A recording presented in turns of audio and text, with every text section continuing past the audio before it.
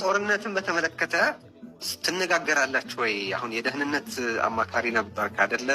ለተወሰኑ ጊዜያት የደህንነት አማካሪ ነበርክና ጦርነቱን በተመለከተ አወሳሰኑ እንዴት ነው? ወደ ዕለቱ ከመሻገሬ በፊት ጦርነት ላይ ለመግባት ሲወስን የሚወስነው እንዴት ነው? አብሮ ደግሞ ስትነጋገሩ የደነገጥክበት ወይ ሪቪሊንግ ሞመንት የምትለው አለ ወይ? ከእሱ ጋር በነበረ ኮንቨርሴሽን ማለት ለምሳሌ እንግዲህ ጦርነቱን በተመለከተ ብዙ የተሳሳቱ እንትኖች አሉ። ከየወገኑ ተነስቶ እንትን የሚላቸው ያው ሁላችንም እንደምናውቀው በትግራይም በኩል በፌዴራል መንግስትም በኩል ከፍተኛ የጦርነት ፕሮፓጋንዳ አየሩን ሞልቶት ነበረ 2012 እና 2013 መጀመሪያ አካባቢ። ያ ትግራዮች ምርጫ ካካሄዱ በኋላ ምንድን ነው ያሉት? ኢሚዲየትሊ የፌዴራል መንግስቱ ያልተመረጠ ስለሆነ ይህ ህገ መንግስታዊ ስለሆነ እውቅና አንሰጠውም አሉ።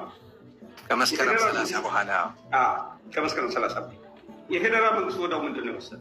መስከረም 30 ትግራይ የሚሰጥ በጀት በሙሉ በፌዴሬሽን ምክር ቤት እንዲቆም ተደረገ።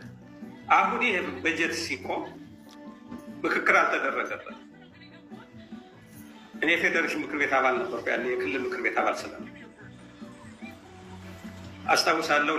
ብናልፍ ተነግሮት እዛ ምክር ቤቱ ስብሰባ ላይ እያለ ለእረፍት ስንወጣ ይሄ ነገር ይወሰን ተብሏል።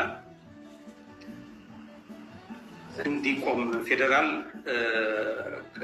ከሆነም ለወረዳዎቹ እሰጣለሁ እንጂ በጀት ለትግራይ መመደብ ለጦርነት ሊያውሉት ነው። እውቅና እነሱ ብለዋል፣ እኛም እውቅና እንሰጥም፣ አይመደብም። ፌዴሬሽን ምክር ቤት ነው ስልጣኑ ያለው፣ ይገድ። አሁን ይሄ ስራ አስፈጻሚ አልተወያየበት። ሌላው ቀርቶ ዋና ምክትል ምናምን የሚባሉ ሰዎችም በጋራ አልተነጋገሩ። እዛ ላይ ምን አነሳው? እኔ እረፍት ላይ ነው። ለጦርነት ተዘጋጅታችኋል ወይ አልኩት። ብናልፍ ይህ እኮ በጣም አደገኛ ሁኔታ። እኔ በአማራ ላይ ሪሶርስ ጠቅላላ አይሰጥህም ቢባል ይሄ ሪሶርስ የጋራ ሪሶርስ ነው፣ ወይም ደግሞ የኔ ኪሴ ብር ያለ አይደለም የሚሰጥ። ጦርነት እኮ የሚንቀሳቀስ ነገር። አሁን ከዛ ያሉትን ሰዎች አስተባበርኩና ተነጋገርን። ሻይ ሸራተን አዲስ ነበረ ጉባኤ የሚካሄደው የፌዴሬሽን ምክር ቤት ስልጠና ነገር። እውነቱን ነው ሳንመካከርበት እንዲህ አይነት እንዴት ይሆናል የሚል ተደረሰ። ይተላለፍ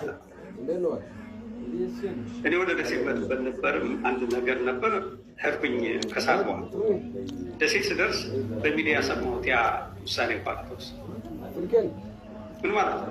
ይሄ የስራ አስፈጻሚ የምትለው አልተወያየበትም፣ ወይም የሚኒስትሮች ምክር ቤት የሚባለው አልተወያየበትም፣ ማንም ሰው አልተወያየበትም። በጀት እንዲቆም ተደረገ ማለት ነው።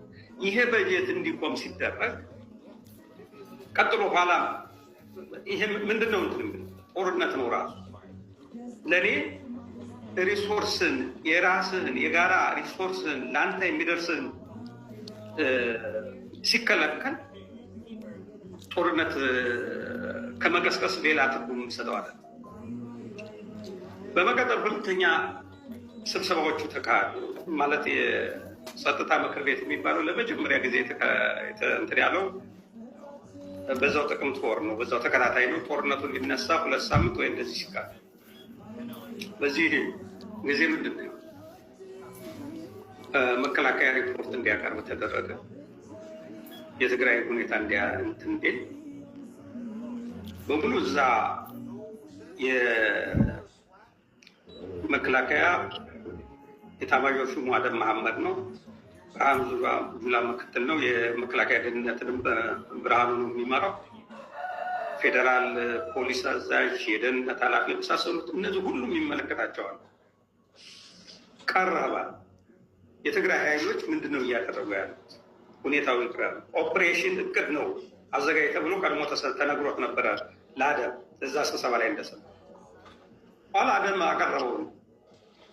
ሲያቀርብ ሁኔታዎቹ የሚያመለክቱት ምንድን ነው? የትግራይ ኃይሎች ሚሊሻዎችና ልዩ ኃይል በመከላከያ ካምፖች አቅራቢያዎች ላይ የመሰባሰብ ሁኔታዎች አሉ። ለምን ተሰባሰቡ የሚል ጥያቄ ተነሳ። ለጦርነት ዝግጅት እያደረጉ ነው ወይስ አይደለም? ዝግጅት የተጠናከረ ዝግጅት የላቸው። ሚሊሻዎችና የተወሰኑ ልዩ ኃይሎች ተሰባጥረው ነው በየቦታው ነው። ግን የሚመስለኛል አደም